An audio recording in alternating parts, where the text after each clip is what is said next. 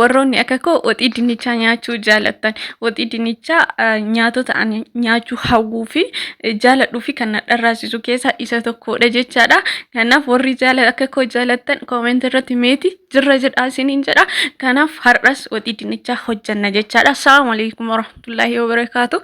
Jirra jirtu amantiif kutaannoo saddan qoodiin boota jirtan maran nagaa fi kabajaan kiyya isin biraa ga'u isiniin jedha. Hordoftootaa fi kabajamtoota maatii kiyya. Video ke like godhun seenaatiin hamma dhumaatti na wajjin turaa isiniin jedha. Inni channel kiyya faaraa taatan immoo tuyyu channel kana subscribe godhuudhaan akka maatii naaf taatan kabajaadhaan isin gaafadha. Yoo jaalattanii videoon kiyya kan isinitti tolu ta'e immoo tuyyu hiriyootan keessanii share godha akkasuma mootuu video kiyya like na godha akka namoota hedduu biratti naaf faffaca'u jechaadha. Amma gara hojii kiyyaatti darba. Horoo gara hojii kiyyaatti darbu jalqaba irratti shunkurtii hamma na barbaachisu jechaadha. Akkuma argitan quncifadheetiin kan ka'e eegasu meeshaalee itti hojjetatu dhuqee shunkurtii kiyyallee sirriitti irraa dhiqeetiniin erga jedhee booda haala argitan kanaan kattafutti darbee jechaadha. Shunkurtii kiyya bulleesseetiniin kan kattafaa jiru akkuma jalqaba irrattis niin jedhe waxii dinnichaa diimaa hojjanna waan ta'eef kanaaf shunkurtii bulleessinee erga kattafnee haala kanaan bareechisnee kattafnee booda distii irra godhanneetiniin shunkurtii keenya kan kattafanne san distiitti naqadhe jechaadha. Eegasu shunkurtiin kiyya hafuuraan kan na bilchaataa jirudha jechaadha. Isa waliin dhiyaataatiniin cinaataan mootuyyuu wantoota isa barbaachisan qopheessuudhaaf timaatimii firee lamaa jechaadha kan fudhadhe. Firee lamaa san dhiqeetiniin haala kana shunkurtii cinaadhaan laalaatiniin shunkurtiin na bilchaatee jennaan mootuyyuu zayitii hamma naaf ga'u jechaadha kan itti godhadhe. Eegasu akkasitti waliin dhiyaatiniin cinaadhaan inni na xabbasamaatiin jira. Timaatimiin kiyyallee jechaadha gamasiin quncisaatiin jira jechaadha. Timaatimii kiyya yeroo hundaayyuu isinitti himaa timaatimii affeeltaniillee fayyadamuu hin dandeettanii irraallee faaquu hin dandeettan jechaadha. Ana karaa kanaan kan na salphatu waan ta'eef akkanatti quncisaatiin kan hojjedhu. Garuu mootuyyuu yeroo quncisan foon isaa akka isin irraa isin jalaa hin kaane eeggataa qunchisuu hin dandeettan isiniin jedha. Eegasuu mootuyyuu shunkurtiin kiyya na bilchaatee jennaaniin barbaree hamma naaf ga'u jechaadha. Manka sadii jechaadha kan itti godhadhe. Manka jennaaniin manka gurguddaa sanii miti. Kuni manka aannaniiti waan ta'eef baay'ee xixiqqaadha jechaadha. Kanaaf manka kaawwan akka itti isin jala hin baay'anne isiniin jedha.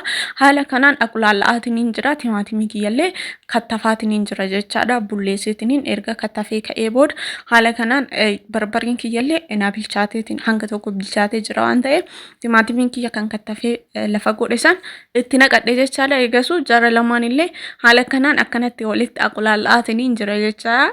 Amma immoo kan nu barbaachisu maalidha? Shunkurtii adiidha jechaadha yookaan mootuyyuu qullubbiidha. Illee mataa isaa tokko odoo hin ta'in gimmaasha isaa jechaadha qixxeetti kan qoodeetiin kan fayyadame isa gimmaasha isaa sanillee haala kanaan shunkurtii qunchisaatiin as biratti mootuyyuu distii odoo hin irraanfatin maaliif hin qabata waan ta'eef barbareedha hin qabata yoosuu nama jala qabata akka hin jala hin qabanneef cinaadhaan dafaa waliin dhahuun nurra jiraata jechaadha.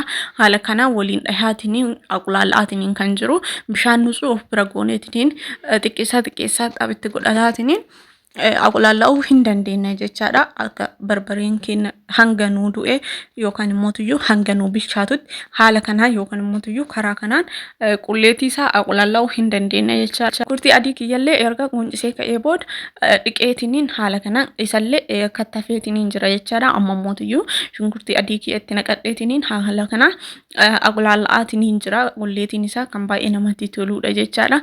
Hanga qulleetiin kun na bilchaatuuf mootuyyuu dinnicha hojjechuu eenyu san hamma qopheeffadhisan jechaadha.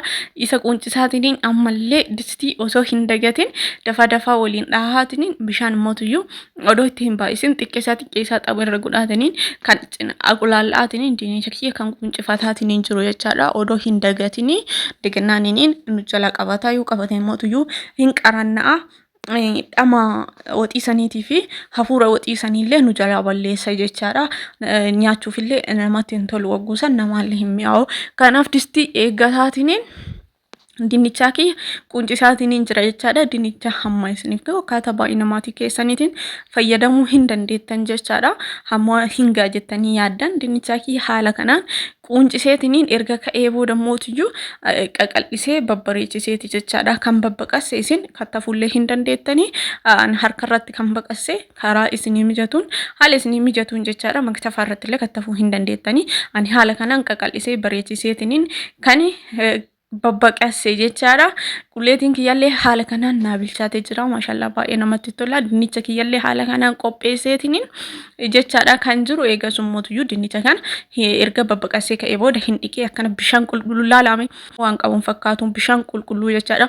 Sirriitti irra deddeebi'eetiin hin dhiqee coggaarraa akka nu xunneef yeroo baay'ee dinnichaan nama guba waan ta'eef eegas sanillee erga sirriitti dhiqeetiin hin ka'e qulleetiin kiyyallee yookaan mootuyyuu suugoon kiyya haala kanaan erga naa bilchaatee jedhee booda mootuyyuu akkanatti maashaallah baay'ee kan namatti toludha jechaadha.